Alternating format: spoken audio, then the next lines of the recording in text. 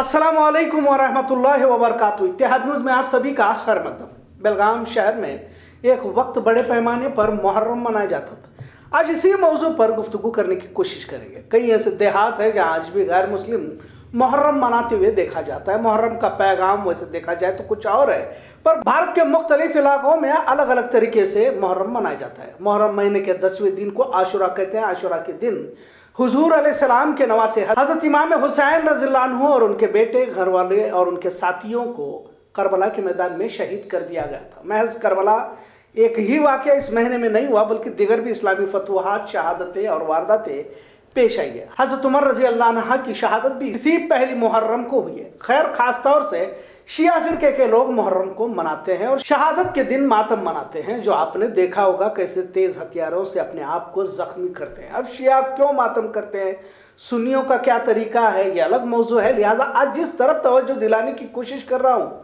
वो है बेलगाम शहर में कभी मुहर्रम कैसे मनाया जाता था।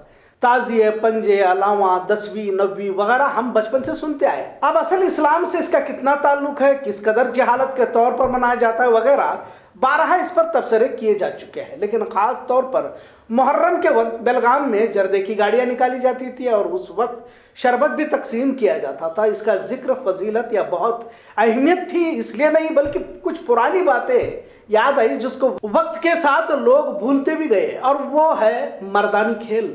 मुहर्रम में लाठी, अखाड़े और तलवारबाजी हुआ करती थी। शायद आपको ये याद होगा, इसलिए आज इस मौजू पर ज़्यादा तबसरा करने की कोशिश करूंगा, क्योंकि मुसलमानों का अक्सर तबका उन मर्दानी खेलों को भूल चुका है या भूलता जा रहा है। मर्दानी खेल मुहर्रम में लाठी, अखाड़े और तलवारबाजी हुआ करती थी।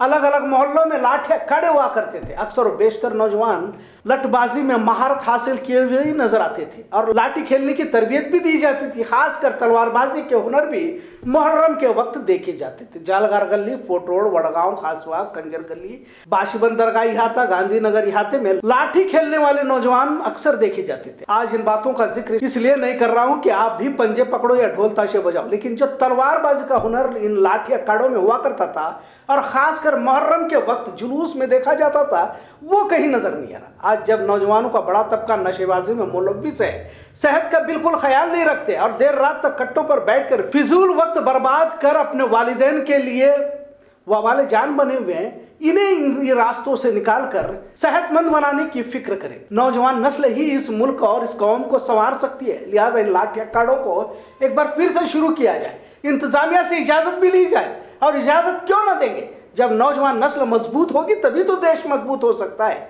कई मुस्लिम मोहल्लों में गांजा नोशी करने वाले कमसीन उम्र के लड़के देखे जाते हैं। देर रात तक, यहां तक बारिश में भी रात के 3-3 बजे तक ऑटो रिक्शा में बैठकर गांजा नोशी करते हुए देखा जाता है। याद रखो, ये सिर्फ मुस्लिम कौम का नुकसान नहीं हो रहा, बल्कि इस देश का नौजवान बर्बादी के अंधेरों में भटक रहा है। मुल्क का मुस्तकबिल नौजवानों के हाथ में है। इस मुहर्रम को ही नहीं, बल्कि ईद मिलाद के वक्त भी नौजवानों में लाठी तलवारबाजी का हुनर सिखाने की कोशिश करें, ताकि किसी तरह नौजवान सेहतमंद बना रहे और सुबह शाम लाठी और वर्जिश को जारी रखा जाए। आज मुहर्रम के मौके पर उन पुरानी बातों को याद करते हुए फिर से बंद हुए लाठी अखाड़ों को शुरू किया जाए, वर्जिश गाहों को शुरू किया जाए, ताकि नौजवान नशा के अंधेरे से निकलकर मुल्क और माशरे की तरक्की की राह पर गामजन हो जाए। सेहतमंद भारत ही मुल्क को तरक्की की राह पर ले जा सकता है। मुहर्रम को लेकर अक्सर बयान, बहस, मुबासे होते देखा जाता है। इसकी फजीलत और इसका पैगाम भी बयानात, वाज, नसीहतें होते देखे जाते हैं। लिहाजा लाठी अखाड़ों, वर्जिश गाहों पर तवज्जो शायद हम देना भूल चुके हैं,